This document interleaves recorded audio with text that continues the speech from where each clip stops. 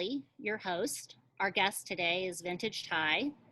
Ty is a photographer. He's a vintage dealer. Art in the Raw, we don't always have a co-host. We have kind of rotating co-hosts, and we have one of those today. That would be Michael Kershoff. If you've seen episode 1 or 3, then you've met Michael. You haven't seen episodes 1 and 3. Michael is a fine art photographer. He is a commercial photographer, and he's also involved in multiple magazines that involve photography and interviews. Thank you for joining us, Ty. Thank you for joining us, Michael. Where are you today, Ty? I'm in Seattle. I'm happy to be here. We were talking before about how I don't really get a lot of conversations with people with as heavy photography backgrounds as you guys have. So I'm excited to get into it. And Michael, where are you? I am in smoky Los Angeles, California. Ooh. Is it getting any better? It is. Today got a lot better. Some of the local fires are getting contained, so that's good. I've never actually met Ty in person. I found him on YouTube. I thought I would reach out, see if he wanted to be part of this conversation. It's kind of natural to want to put any type of photography into a genre, and street photography is kind of the genre that comes to my mind. Do you see it that way, Ty? Yeah, I've been doing, I guess the two main types of photography that I'm interested in are street photography, I guess urban photography, basically just going on really long walks and finding any interesting frames that I can that may or may not involve people or dogs. Or you were doing that before the current weird times that we're in. Yeah, I've kind of dabbled in photo stuff for many years, but I got really into it in the last few years. I'm just kind of an antsy person. So like I'll work from home a lot, and I like to just go out. Even before I got into photo stuff, I like to just go out and like put on a podcast and go on a long walk through different parts of the city, get outside and like see people and places and get fresh air. So the photo stuff kind of just goes hand in hand with that. And it gives me just it just gives me a little more drive, and like, you never know what you're going to find. It's kind of similar to thrifting that I do a lot too. Mm-hmm. For selling vintage stuff. Is there's kind of a hunt involved. So I can see that. Yeah. Street photography, it goes back about as far as photography goes back. I mean, street photography didn't really become a major thing until the 1920s, when the 35 millimeter camera was invented, I believe. So it made it a little more accessible. It was a little harder people did it, but it was a little harder to go out in the street with large format cameras, and maybe you've got something to add to that, Michael. But in your work, I feel like there's kind of a particular focus in different things, and maybe people you're looking for. You see guys with big beard. You're definitely on the hunt for tattoos to a certain extent. Is that, are you just looking for anything that's interesting to you, or how does that work? I guess there's a lot of argument that I've read about, but I guess there's a lot of different types of street photography.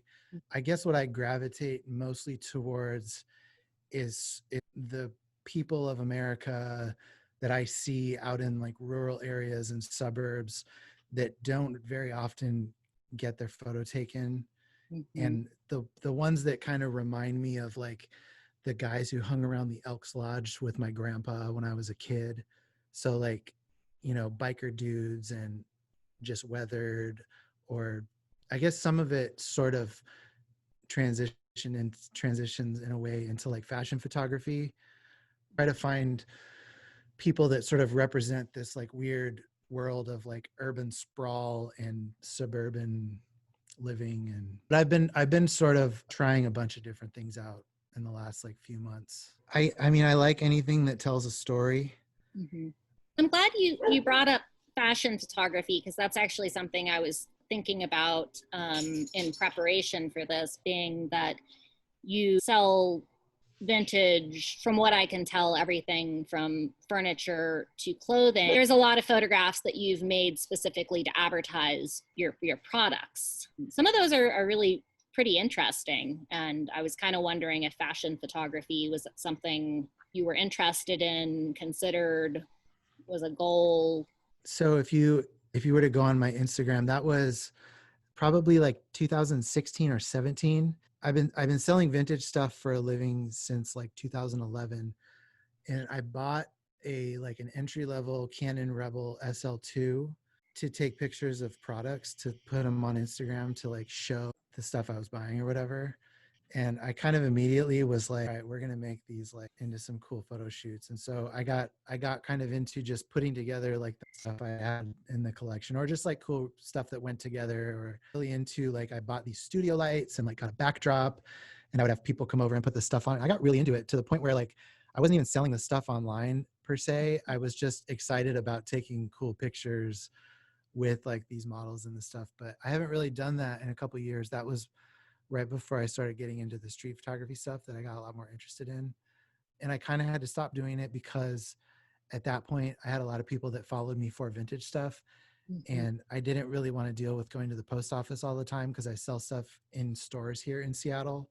So whenever I would do that, I would get like a bunch of people that would DM and ask about like if the stuff was for sale. But Will you ship us that table? And yeah, and it was just like, that's kind of like a whole nother job to like go to the post office all the time and yeah, go back and forth with people. But yeah, we set up a room in our house actually to do photo shoots, and I've done a couple with my girlfriend, but I want to do more. I think that's kind of like what I would gravitate towards anyway. I think it just adds like some extra character and originality, and you know, I like suede jackets with fringe on them and that kind of thing. yeah. From what I've picked up, you've definitely got a very cool style. I think I just wanted to add that I had been looking through your Instagram feed and seeing all of the different photographs that you've taken over time. It's interesting to see that how you've already, in a short amount of time, you've already kind of made a transition from illustrating the items that you had for sale, and you were basically kind of doing fashion and portraits, and then you kind of then moved into doing street photography. You also kind of transition into what I guess, at least in the commercial end of things, we would refer to as lifestyle photography, because you know what you're selling as somebody who sells vintage, especially vintage clothing, and like and any of the other items that go with it, like you said, the cameras and things like that, and furniture. I mean, that's an entire lifestyle of its own. You know, there are people that gravitate solely to that kind of look and feel in terms of their personal and home life. And as you've documented that, you kind of, maybe it was inadvertent and maybe it was intentional, but it seemed like a really strong entry into doing something like lifestyle photography.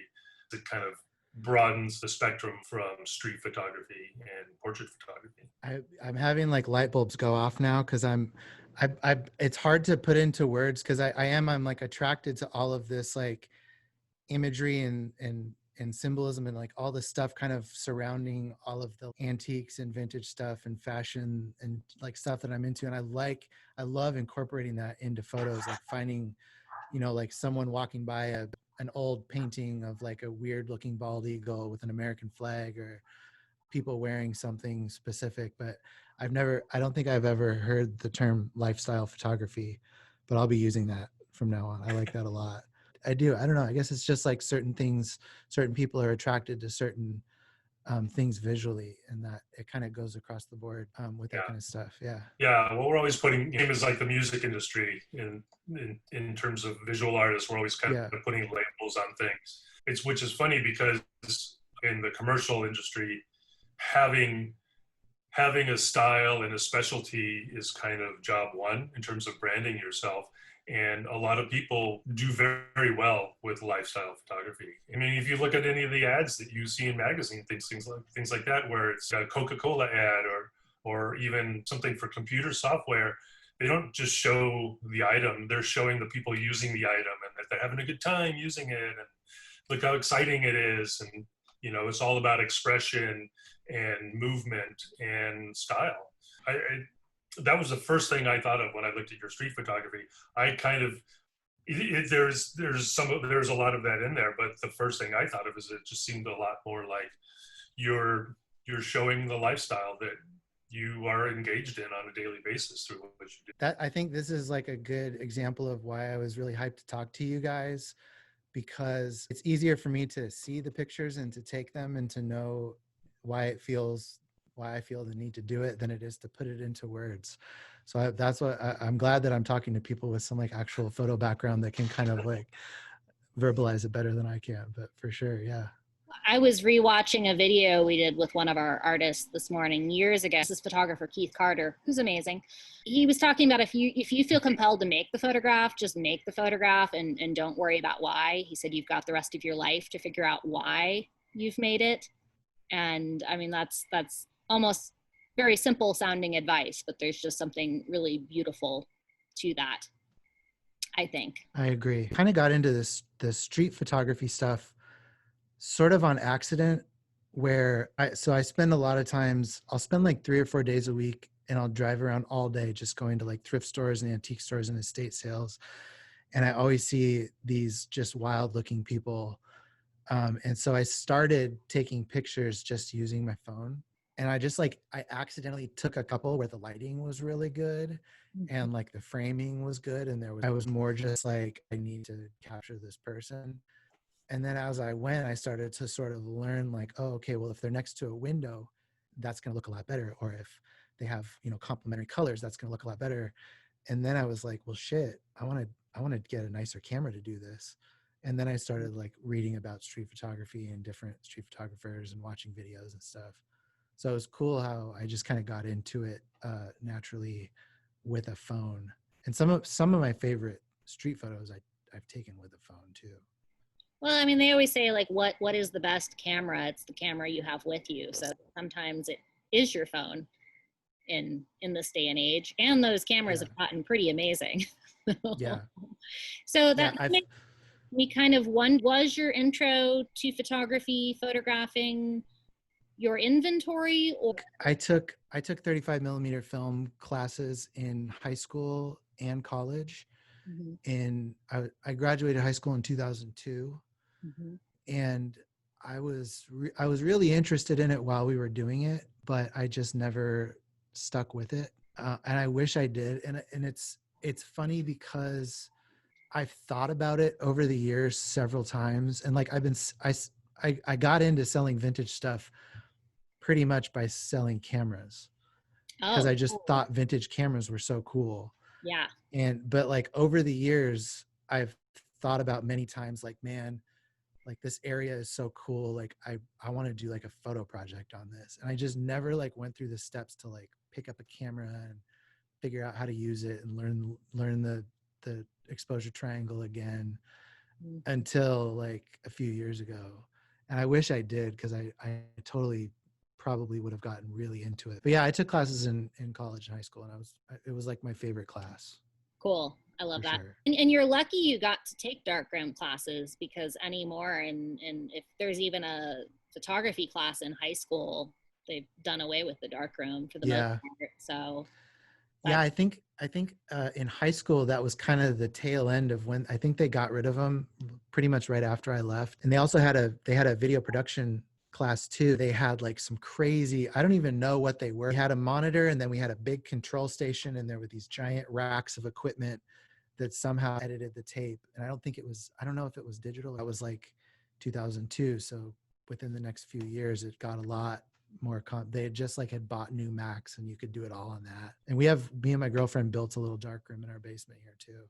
Oh, that's awesome. So we kind of got back into it.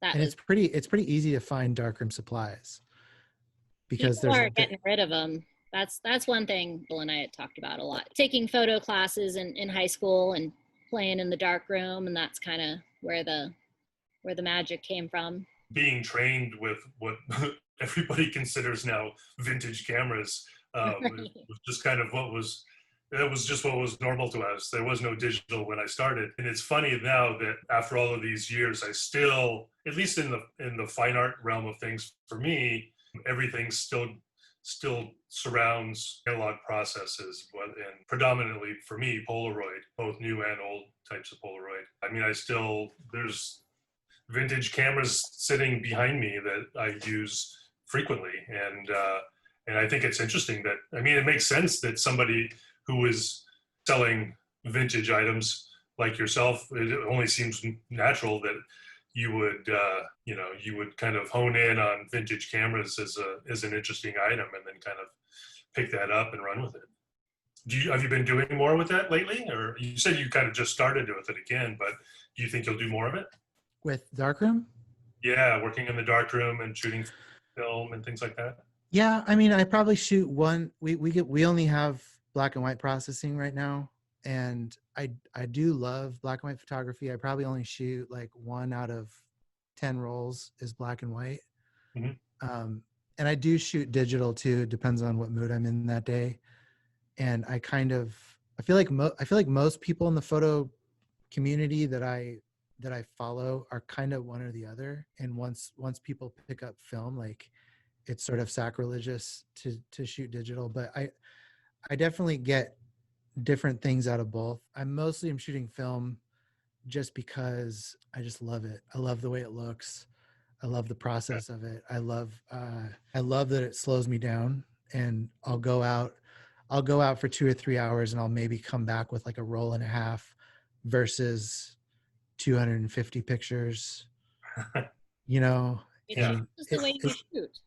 It keeps me honed in, and it keeps me focused, and it keeps me like ready digitally. So with film, I'm usually shooting with the Minolta CLE, which is sort of the Leica. That's sort of my main film camera, along with, this is a great camera for entry level, I think, or advanced. They're really easy to get, and they're pretty cheap. It's the Canon Rebel. This is the Rebel 2000. So it was sort of the entry-level SLR body, but they're a lot smaller. And because of the thing I like the most about it is it's really lightweight because it's a plastic body. You can get the body for like $30 because they were just so widely distributed. And you can go full manual. It has shutter priority, it has aperture priority, and you can get this little 40 mil 2.8 pancake lens that's like $125. It's a great lens, and it basically makes this thing into like an advanced point and shoot that you can get for like, $120 total. I thrift them pretty often too, but I love this thing also for the fact that if I drop it or lose it, I'm not that worried about it, Right? Because I can replace it pretty easily. And then for digital, the Ricoh GR2, and this thing is like a powerhouse in a very small body. And I love this thing. I love the fact that it has snap focus. So like a normal camera, like you half press the shutter to focus on whatever you're looking at, but you can set so that when you full press it without doing a half press, it focuses immediately to a predetermined distance. So you can set it to like 1 meter, 2 meter, 3 meter, 4 or whatever. So I'll do that with street photography, kind of the same as like zone focusing on the manual camera. But this thing is like, you can put it in your pocket, and it has a what is it called? ASPC size sensor on it, which cameras this small don't normally have. But I'll shoot stuff on this sometimes, and like my friends who are like pro photographers will be like, what camera was that on? And that's like the best compliment when it's like something this small. I'm like, yeah, that's sick. That is a great camera, though. I'm familiar with it. I know a lot of people who use that camera. I want to get the film version of it too, but it's pretty expensive. But that's on my list. Nice. And so you get a lot of them when you're thrifting. I get a lot of the cameras. I don't get a lot of Ricoh GRs thrifting. I sell a bunch of this store called the Fremont Vintage Mall down in Fremont. I just sort of like rent out big spaces in there, but the locked case has some of the nicer ones. And like also I sell a bunch of like expired film and that kind of stuff in there too. Oh, nice. I think if certain photographers knew that, they'd be lining up, because a lot of the expired film and paper, I don't know if you have paper, but it's I have a bunch. Yeah, I do have a bunch to get. Yeah, I sort of made the stupid mistake of, I bought like 150 rolls of film from an estate from this guy who was a photographer back in the day. And I was like, just kind of when I was getting into shooting film. And I was like, sweet, now I don't have to buy film for like a long time.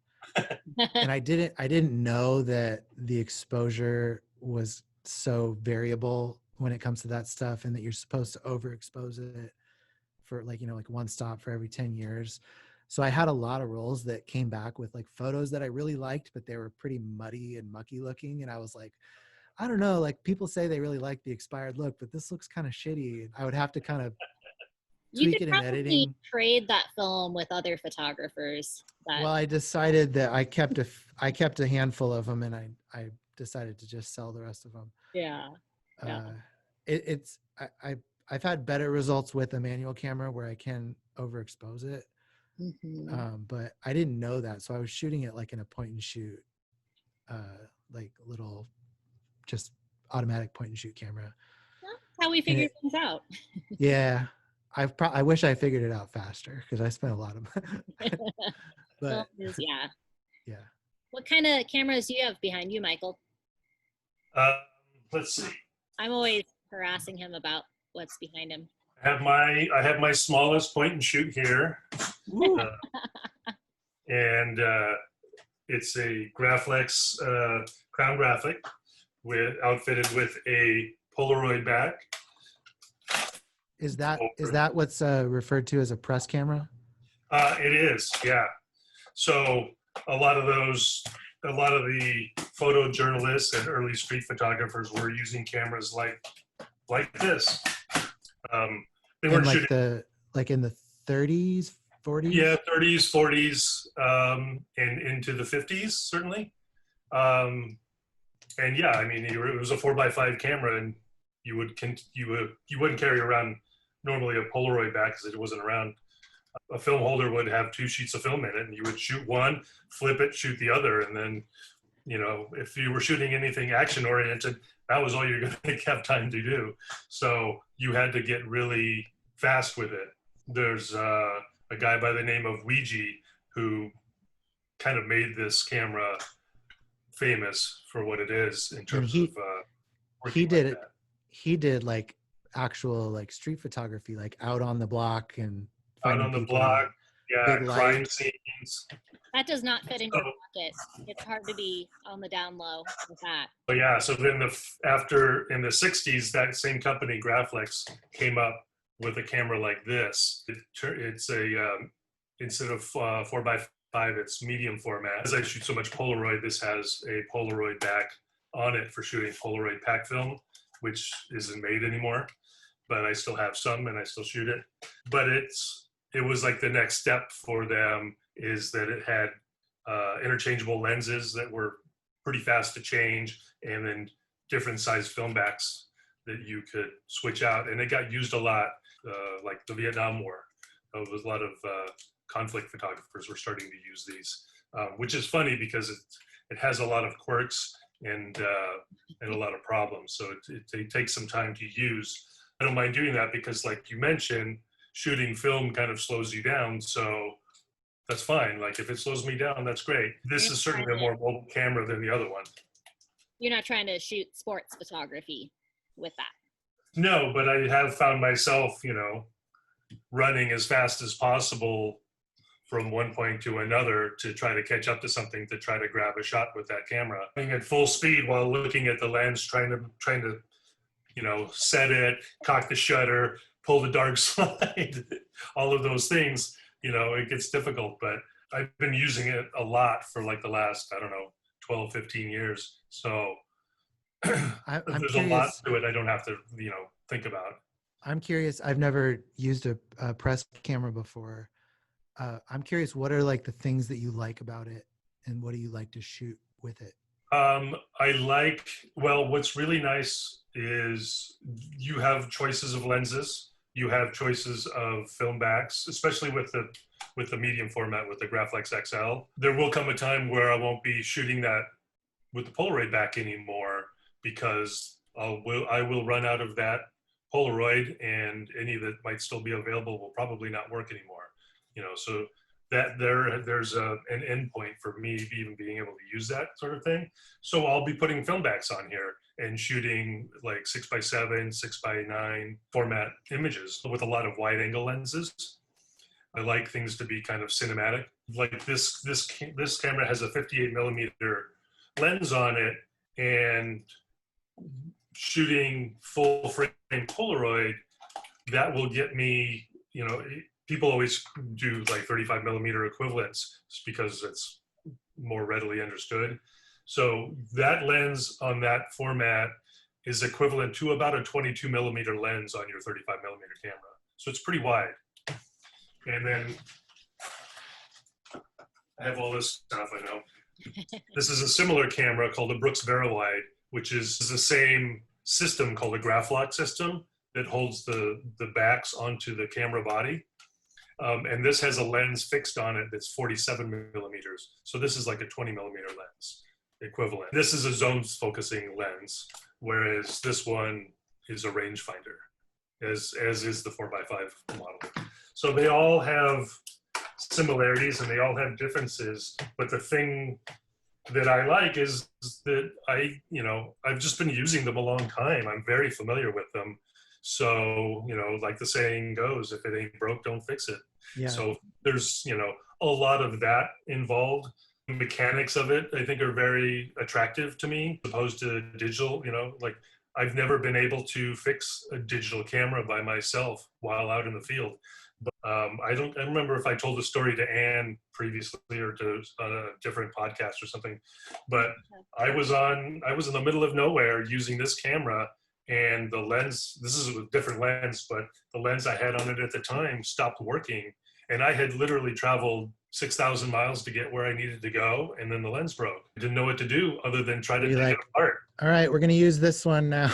Yeah, no, that wasn't what I wanted to do. I couldn't do that. I went there with that camera specifically.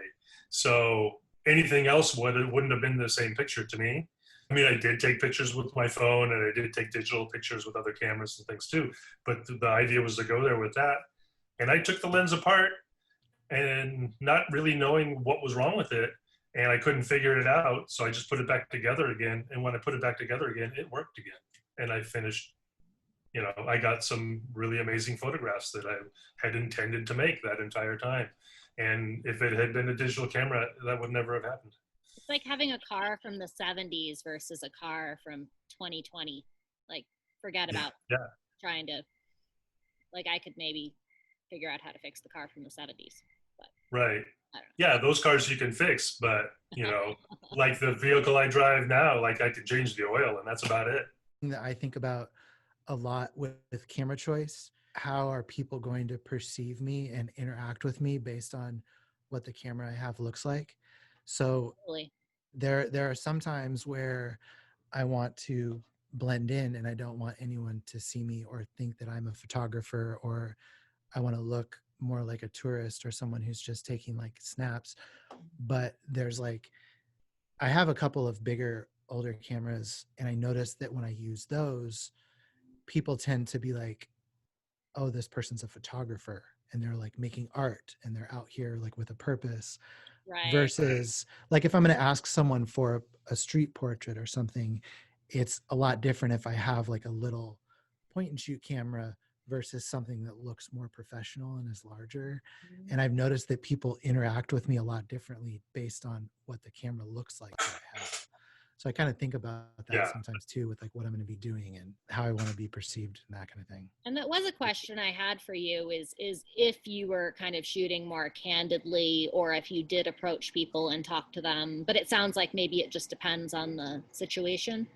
It depends. I mean, with street photography in general, that's sort of people's number one thing when they get into it is how do I do this without being afraid of how people are going to react? And I'm not gonna front I'm one of those dudes who just doesn't give a shit and just anywhere I'm at, I'm taking photos, because it's weird. It's a lot different if I'm downtown in Seattle in a rural area and there's 4 people in the then it's just it's a whole different story raising your camera up and framing someone, taking their picture and then seeing you do it. So there's times where I feel more comfortable and times that I don't. But I shoot from the hip a lot, and I've gotten pretty good at doing that. If I have a wide angle, if a 28 millimeter lens, I've sort of gotten to where I know where my frame lines are. I initially started doing that because I was just too afraid to lift the camera up. But by doing that, I got good enough at it that I knew how to frame it. And I liked the way that it looked because it was shot from lower, from like waist level. And it like reminded me of like someone shooting through like a TLR camera. Yeah. And so I felt like it just gave a perspective that was different than a lot of people. And so now I sort of forced myself to get better at not having that be the determinant of where the shot was framed. And if I feel like the bigger the crowd is, the more comfortable I am. But definitely with the Minolta, I've gotten better at doing that. And it's probably about 30% of the time if I'm doing street photography, I'll shoot from the hip. If I'm like in a grocery store and I just see someone that I need to get a photo, that kind of thing, I'm not going to be a guy in the grocery store who's like, and I've had people get pissed. Yeah. Oh, sure. Don't we all want to take pictures in the grocery store? It's like one of the more interesting. I spent like a couple hours when we first went into quarantine and people were mobbing the grocery stores. I was like, this is an opportunity that's not going to probably come up again. And I'm just going to go out and see if I can get anything interesting.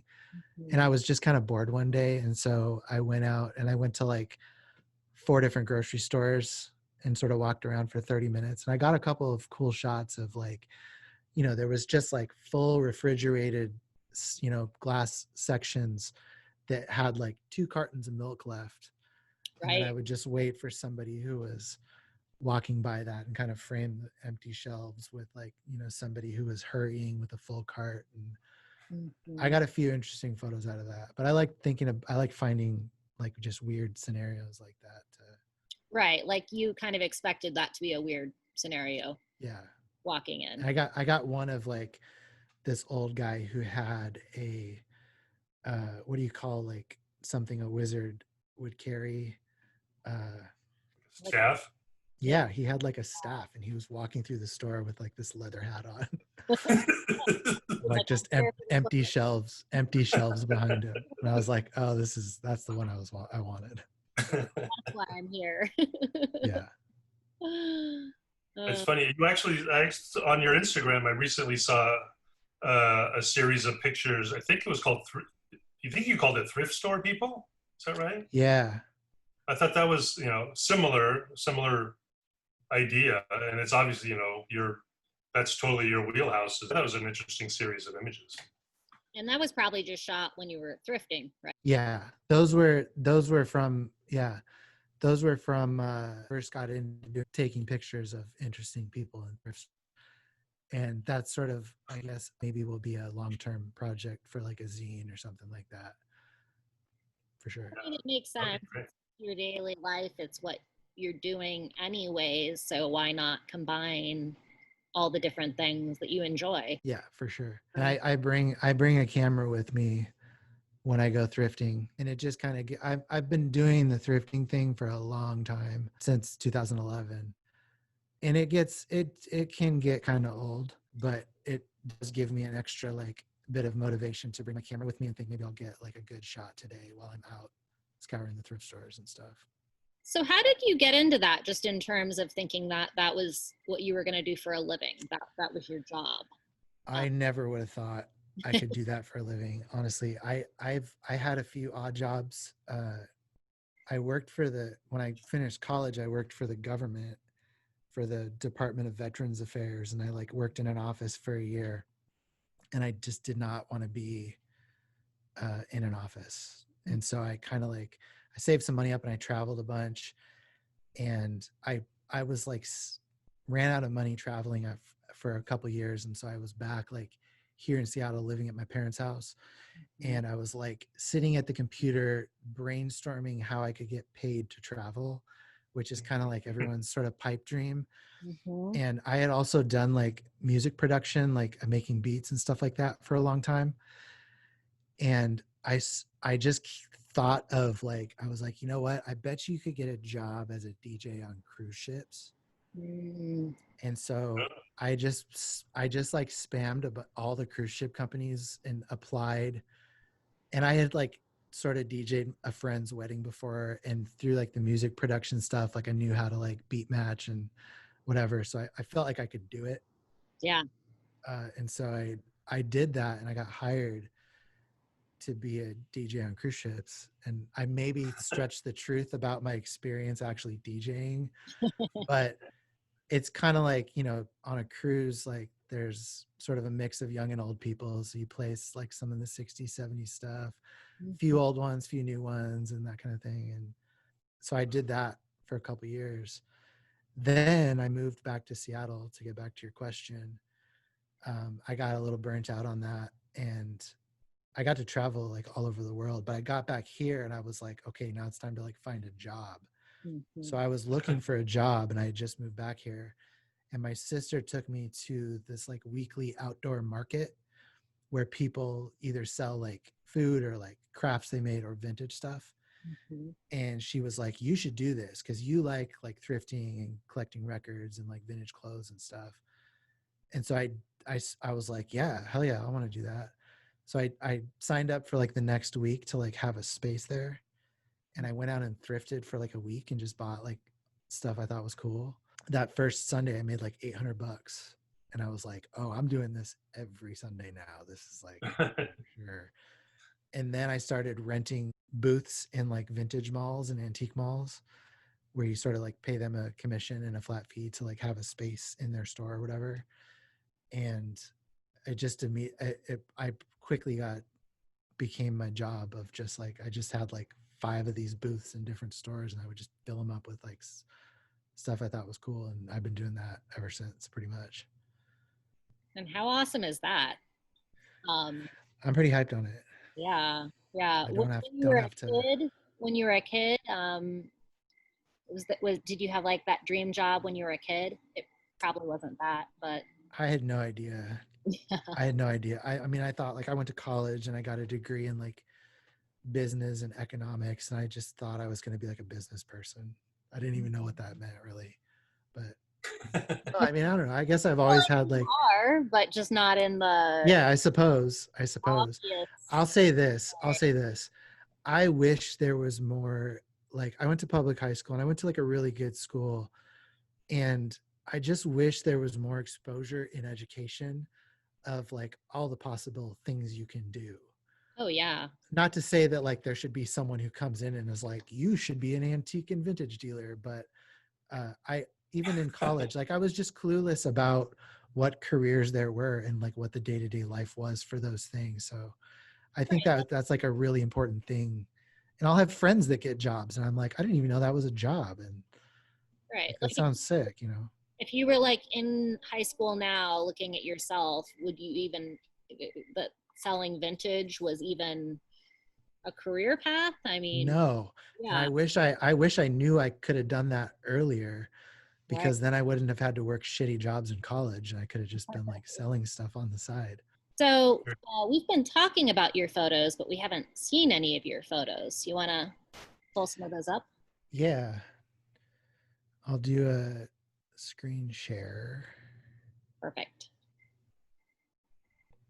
And it opened up to a weird one.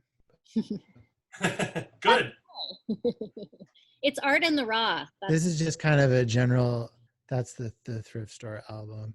So I just did a bunch of prints that I decided to order a bunch of prints and frame them, because I hear so many photographers say that that is a very important part of the process. And I am more inclined to go out and shoot new photos than I am to print them or try to show them somewhere or sell them somewhere. But I'm going to do like a show at a cafe that's sort of by my house in a couple months.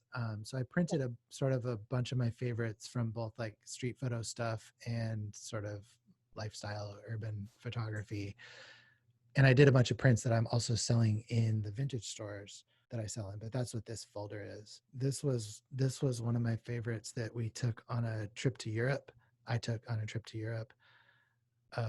It's in the Louvre, and it's the guy has a shirt on that says it's 5 o'clock clock somewhere. And I thought it was just looking at this like epic classic painting with the headphones on. That's one of my favorites. That's awesome. Yeah. This is probably the one that I got that people like the most. Is that recent? This was from like 6 months or so ago. I don't remember, but I shot out the car window, and there was like, I was driving and I saw that there was like a car fire, and the ambulance or the fire truck had just pulled up. And I was like, all right, there might be a photo here, because fires always just like make a photo more epic. And so I was sitting there, and the traffic was stopped for like the fire trucks in front of us. And so this guy was sort of the chief. He had to kind of walk up and walk the perimeter of it first to like check what the scenario was. And then he was walking away as the guys were coming up to put it out. But I thought it would just be like funny to show him like smirking and walking away from the fire and not doing anything. Yeah, like what is that expression about? He saw me right. I got the shot right as he noticed that I was taking his picture, and he kind of gave me like a little like wink or whatever.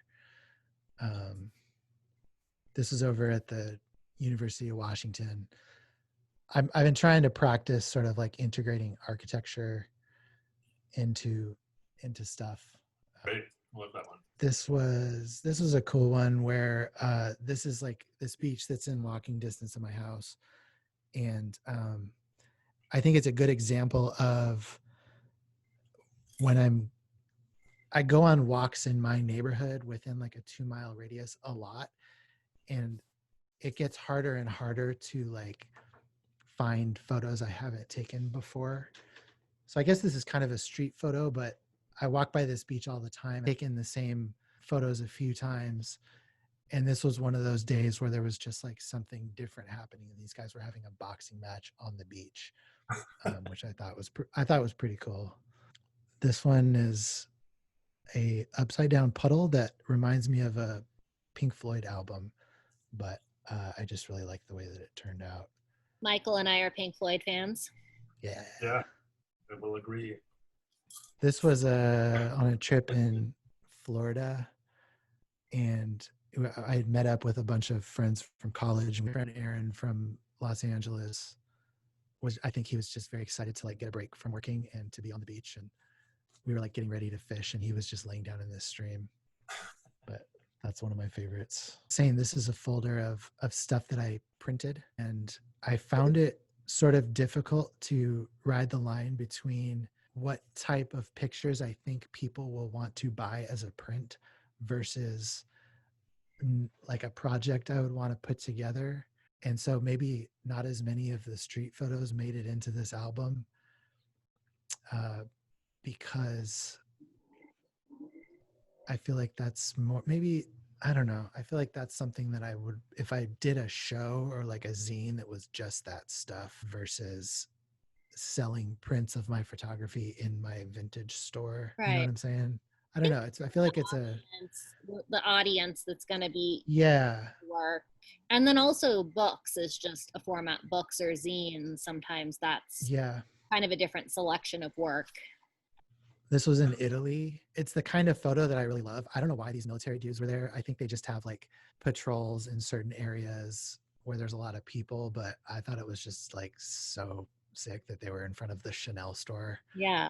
And it just looks like post-apocalyptic advertisement where all the rich people are protected, but maybe it was a little foreshadowing for the last several months. It's like a 2020 fashion ad or maybe they just need cologne. Yeah. You never know. This folder is more of the sort of photography. This is the guy I was talking about in the grocery store with the staff. Oh yeah. See, he was prepared to fight you for that last thing of milk. That's great. I really want to do, and I know a lot of people have done it before, but I really want to spend a summer and do a whole project at the state fair, because I went there once and I was like, this is the kind of photography I want to do, because there's just so many interesting people and like weird stuff going on. Yeah.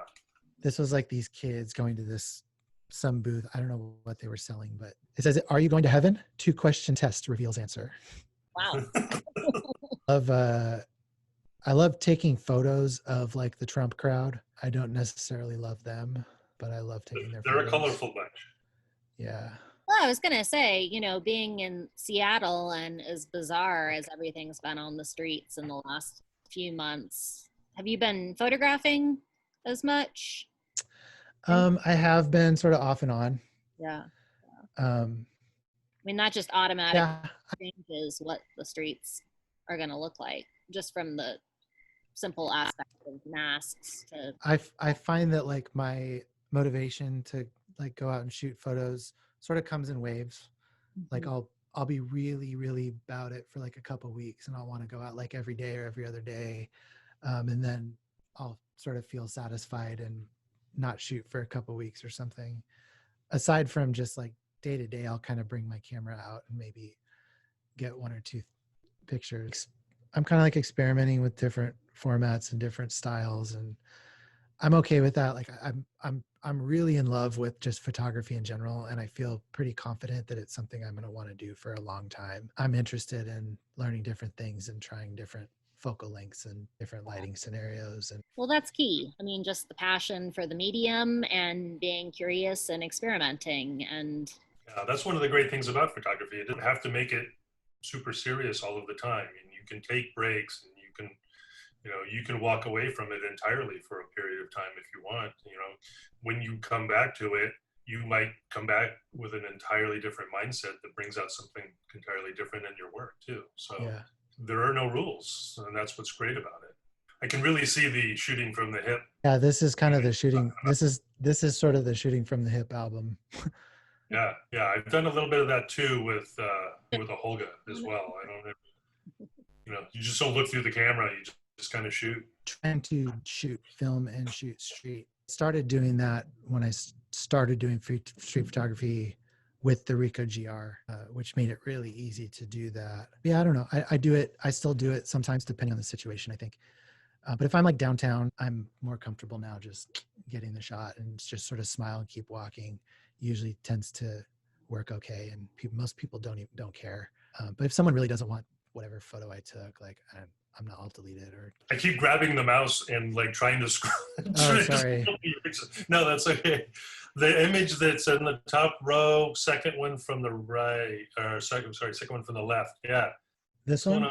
No, the one next to that, to the left of that. Yeah. So this was a kid that was on the fishing pier in one of the towns north of Seattle, and they were debating about jumping in, and I was like, I talked him into doing a flip, but I thought it would make an interesting picture if I sort of stood back and got it as he was on the way down through the fence, and you maybe couldn't tell if he fell or what was happening. That's what I was wondering. Yeah. Yeah. But I like it. I like that it looks like he might have slipped there. Editing your photographs is like a whole nother art form, right? And for sure, sometimes it's hard for us to edit our own photographs, so you enlist the aid of people. Yeah, that was one of the things that I was going to bring up is, I suppose, editing. Like if I go out and shoot a few rolls of film, I'm very comfortable going through those and picking which are the half of those that I want to actually keep, and which are the 10 out of those 3 rolls that are like my favorite 10.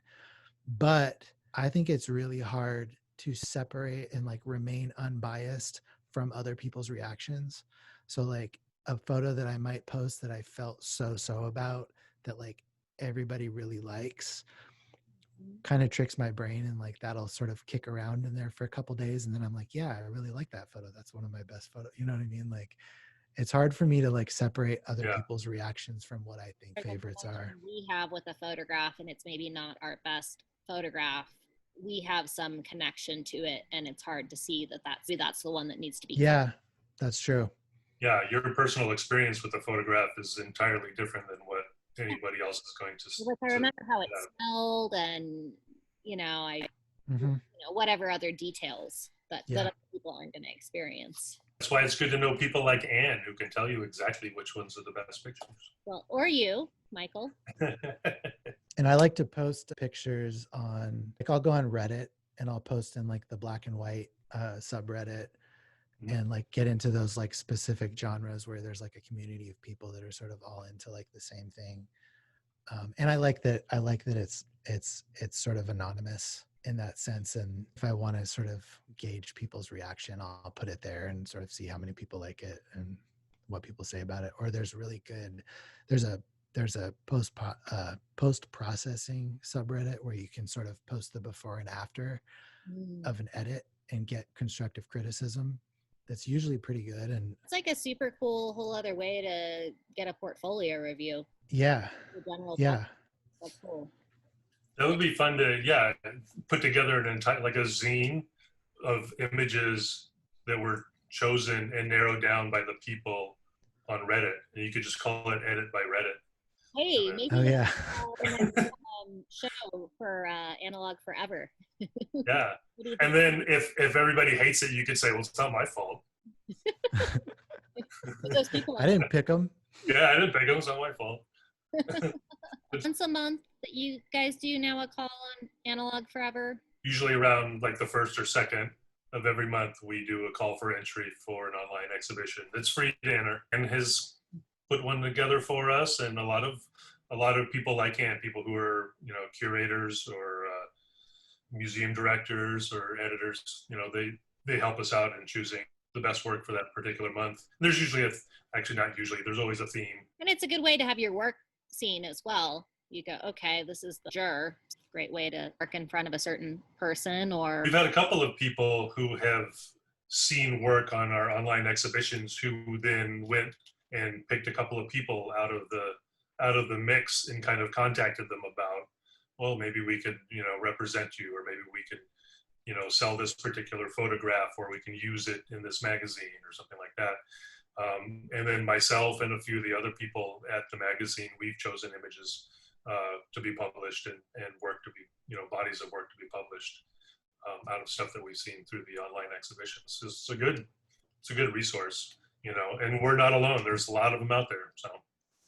And I had a lot of fun during that one online exhibition I did for you guys on magic realism, just not having to worry about where people lived. There was a few international artists in that show, and I didn't have to worry about, can this person actually print and frame and ship this thing here? So right. That's kind of liberating as well.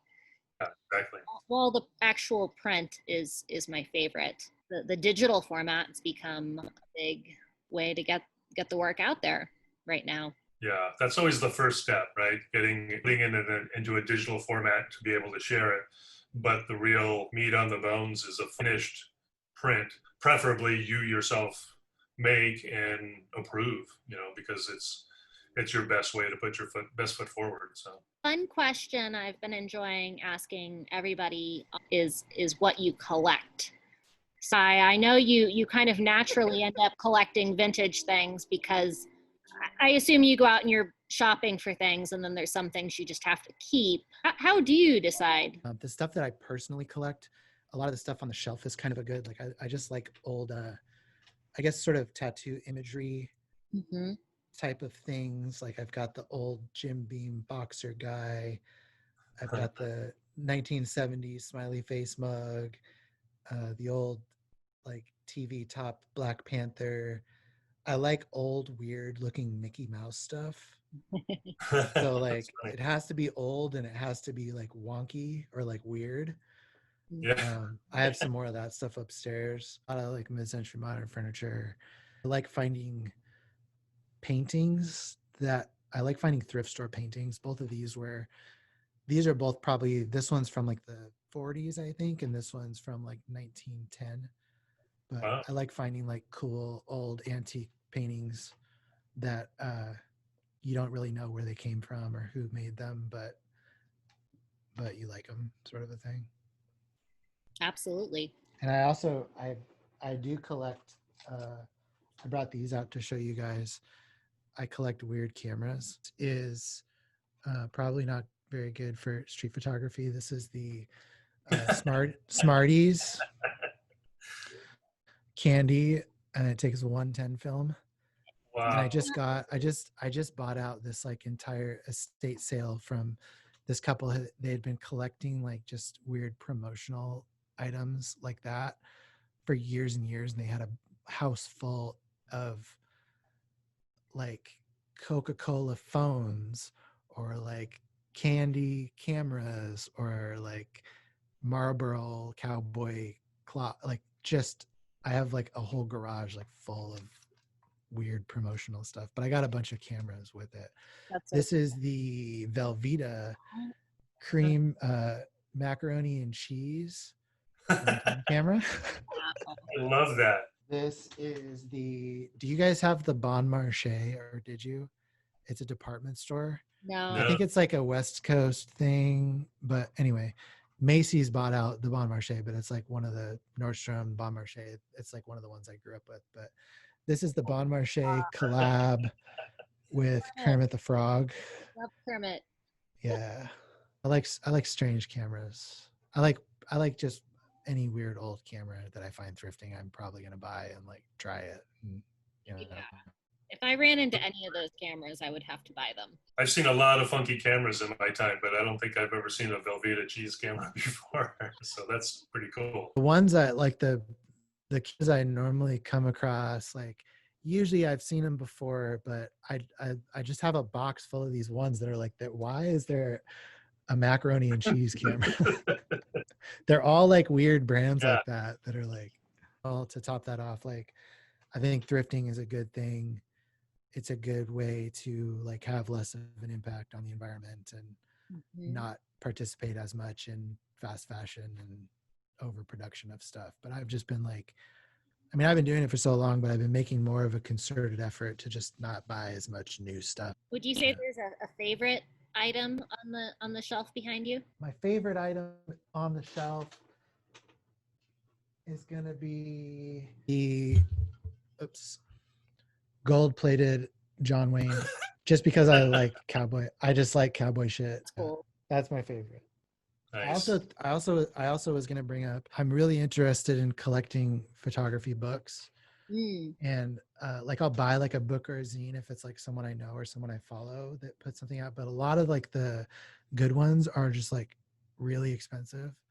So I've been trying to, I always check the photography section in thrift stores, and most of the time it's kind of the same sort of like generic like 100 most beautiful photos of Seattle or like that kind of a thing. But I found like I've been finding like some pretty cool ones. Like you'll find like weird ones too.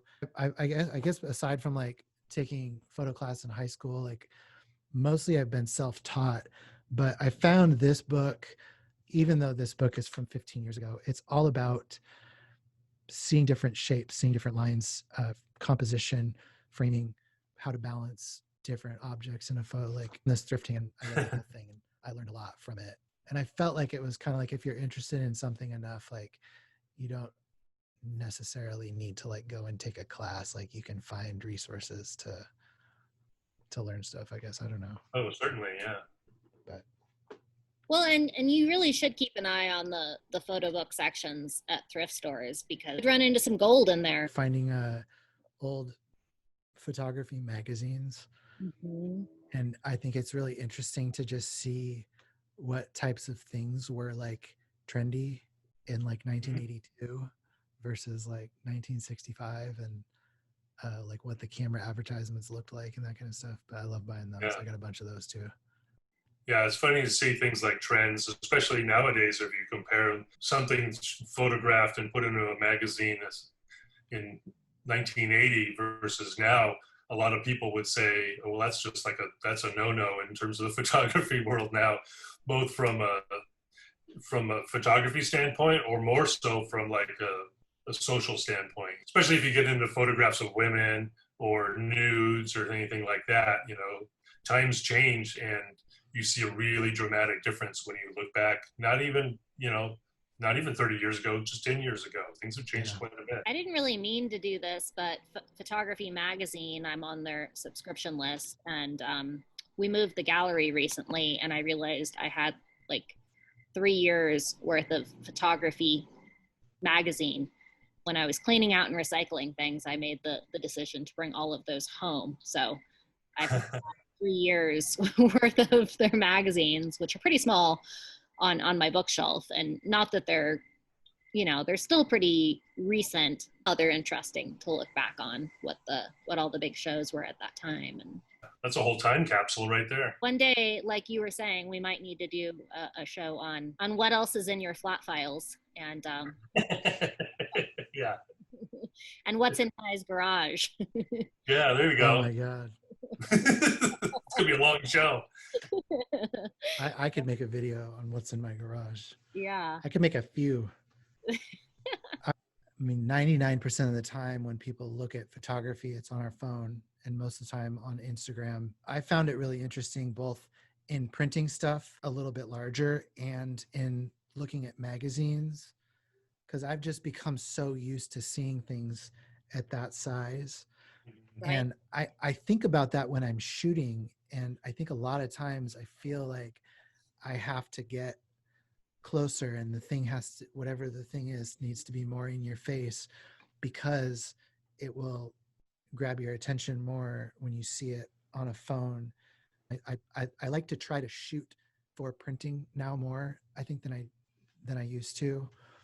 That thing on Instagram where if you're looking at it as this tiny little square, the images that are usually more successful, meaning get the most likes, most following, are those really graphic images, because you can appreciate them before you click on it or make sure. And I definitely I fall victim to that. Know that like the more shocking stuff people are gonna like more. Line to walk is sort of like, am I posting like the shit that I want to show people and like the shit that I think is important, or like am I posting this because I know it's gonna get all the likes or whatever?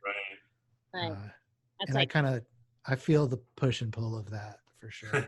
Certainly. You know? It's that social media pull, you know, when you get that serotonin hit.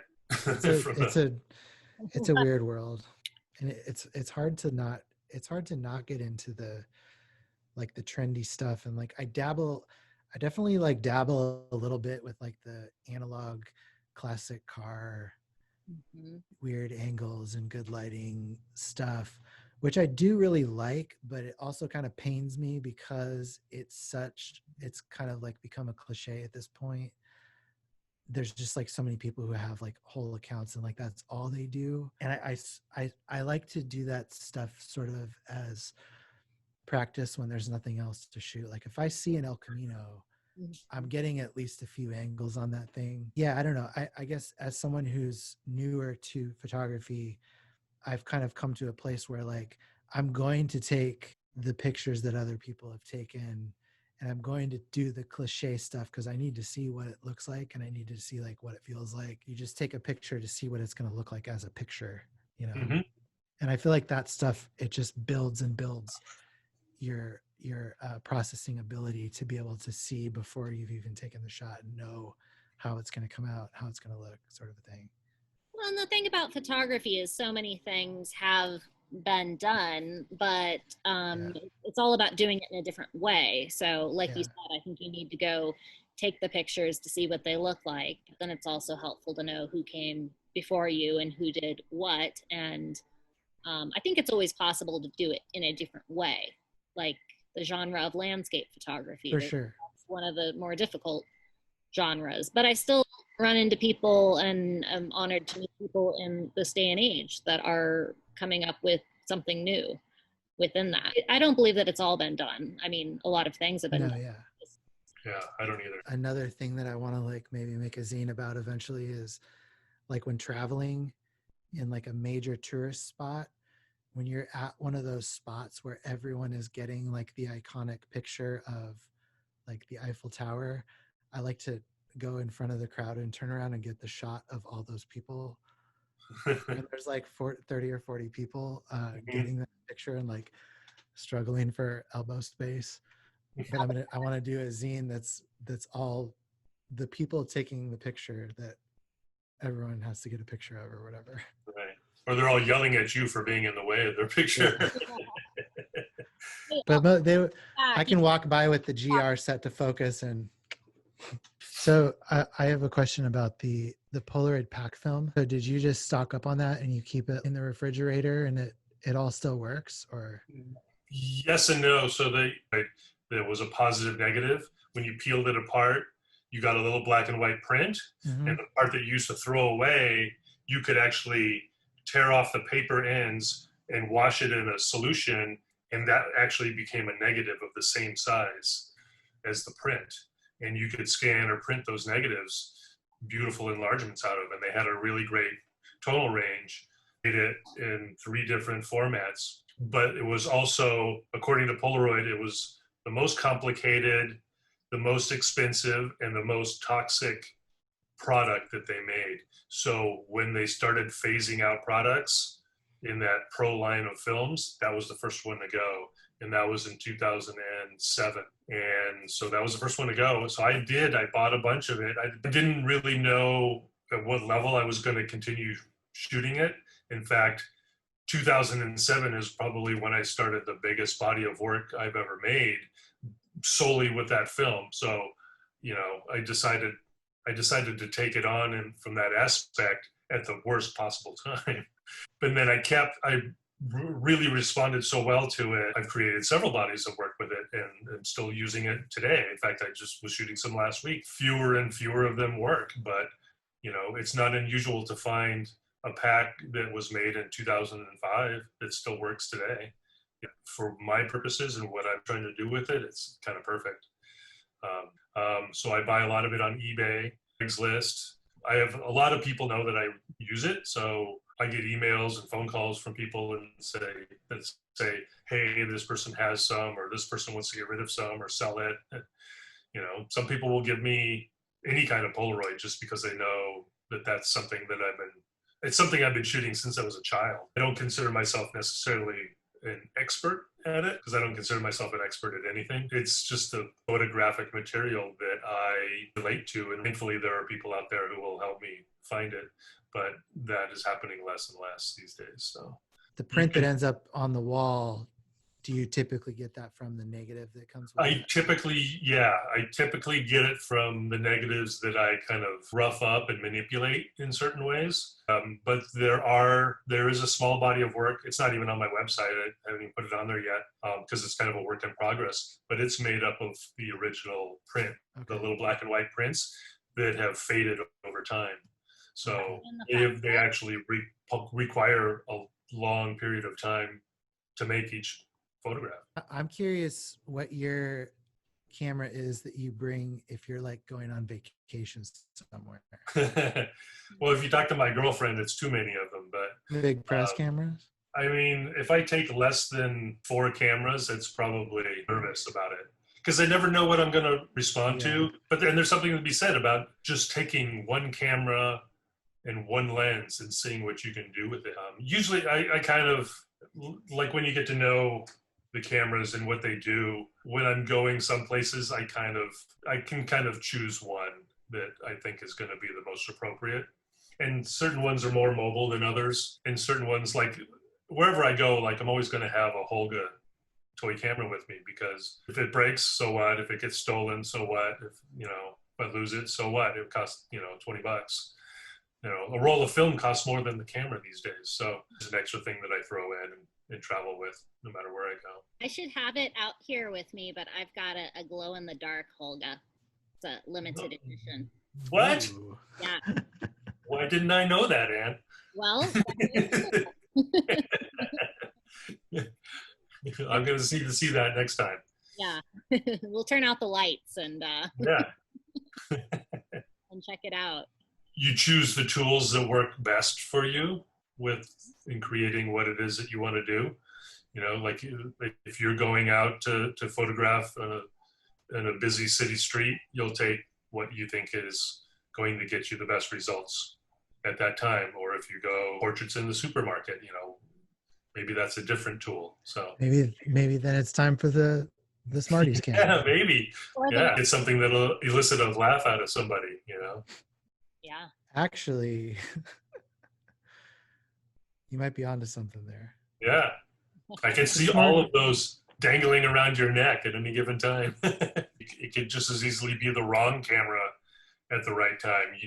That ends up giving you an effect, causing a reaction that you didn't expect, but it turns out to be something very positive. So you just don't know, like happy accidents that occur.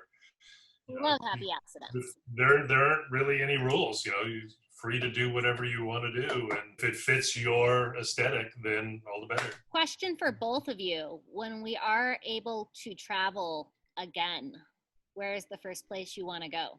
Anywhere in the world? We're just dreaming. Boy, that's hard. We're actually about to go on a road trip where Cool. we're going to meet up with, we're going to Arizona, like the Grand Canyon, but we don't really plan on interacting with people along the way, but that'll be fun, especially for shooting photos, because you just stop every time you see something cool and go to all the little small towns and stuff like that. Traveling, I would like to go, I want to go to Mexico City. I've never been there, and that's high on my list. That would probably be a street photography utopia. Everyone I know who's gone there just loves it. Yeah, I've only traveled through. I never spent any time there, but it's a busy place. Yeah. So I'm not sure where I would want to go. I think the list of places that I've been is pretty great, and the places that I want to go to is even greater. And the strange thing that I realized recently during this lockdown is that all of this time that I've spent being at home or being local has been really great. And this is the least amount of travel that I've done in probably, 15, 16 years. And it's actually been, oddly been kind of refreshing, being able to kind of explore the possibilities I've had at home. But that said, if I could get on a plane and fly someplace, some of my favorite places like Prague in the Czech Republic or St. Petersburg in Russia, cultural metropolises, I always kind of gravitate to. There's so much to see and do in places like that. At the same time, I could easily just walk up into the woods and be just as happy. Right, and maybe we're all kind of exploring where we live again. I read something the other day where they were looking at, you'd go to the airport and you'd check your bags and you'd get on the plane and you'd fly in a circle and then you'd land in the same place again, just because people missed the actual act of traveling, which is kind of crazy, because isn't that the part we all thought we hated? Yeah, that's always the part that I didn't really care for. You never know what you're going to miss, I guess, right? I really think that creativity is key in survival in all times. That's why it's so great to chat with people like y'all. So thank you very much. Really appreciate it. Thank you for having me. It was awesome talking with both of you. For sure. Yeah. And let's stay in touch, everybody. Yeah, for sure. For those out there watching, this is a brand new channel, so please do me a solid, like, comment, subscribe, follow our Art in the Raw on Instagram and on Facebook. Great new content coming soon. Look forward to sharing that with you. Thanks again, Michael. Thanks again, Ty. Have a good night, everybody. Thanks. It was great talking to both of you. Good night. Good night.